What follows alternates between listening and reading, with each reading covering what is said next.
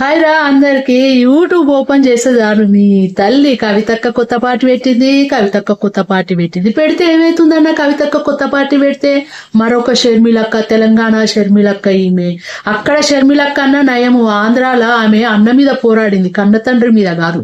అదొక లెక్క, అన్నదమ్ముల మీద పోరాడిందటే. కానీ మన షర్మిలక్క మన కవితక్క ఎట్లా చేసింది?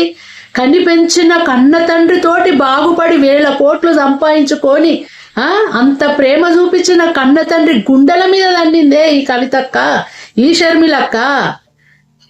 అసలు నిజం చెప్తున్నాను, తండ్రిని ప్రేమించే ఏ ఆడపిల్ల కూడా ఇది నీచమైన పనే అంటారు. ఏ ఆడపిల్ల కూడా తండ్రిని అట్లా మోసం చెయ్యదు. అంత ఘోరంగా తండ్రి గుండెల మీద ఎవరు కొట్టరు. అవునా కదా? మీరు చెప్పండి నాన్న. నేను మా నాన్న 30 ఏళ్ళు చనిపోయి, నేను ఇప్పటికీ మా నాన్న గుర్తొస్తే నా కళ్ళల్లో నీళ్ళు వస్తూనే ఉంటాయి. అయ్యో నా తండ్రి, నేను ఇంటికి పోతే మా అత్తగారింటి, మా అమ్మగారింటికి పోతే మా నాన్న అరుగు మీద కూర్చొని నా బిడ్డ వస్తుందని ఎదురు చూస్తుండే. ఇవాళ ఎవరున్నారు మాకు చూసేటోళ్ళు అని ఏడుస్తా నేను, తెలుసా? అదే తండ్రికి ఒక బిడ్డకుండే బంధము.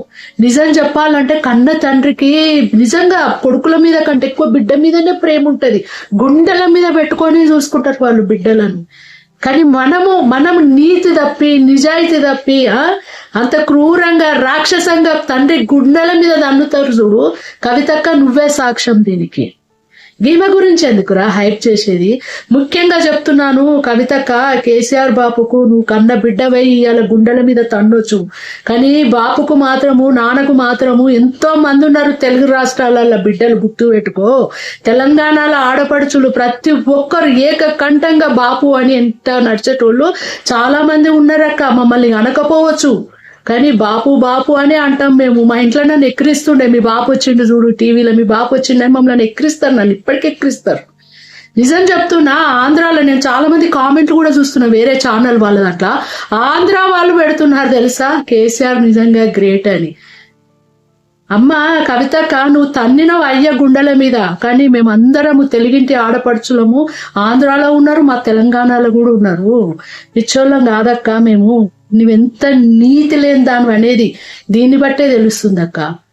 నువ్వు ఎన్ని 1000 కోట్లు సంపాదించినవు, ఇవన్నీ ఎక్కడి నుండి వచ్చినాయి? భిక్ష, నీకు అయ్య పెట్టిన భిక్షనే ఇదంతా.